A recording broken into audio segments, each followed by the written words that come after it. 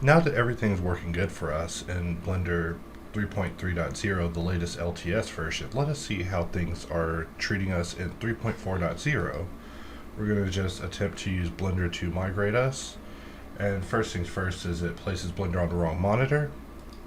So now that we have Blender up, we are just going to set ourselves up with the defaults and set our spacebar to search, maybe theme to deep gray, and let's attempt to load the 3.3 settings. This is something I usually never use since I deal with the migration manually, but here we see Boxcutter 719.14, HardOps 987_33, the current version.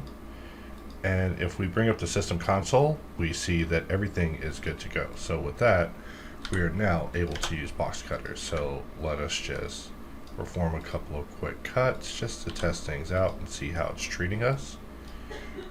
Maybe press XX to set ourselves up with an intersect cut.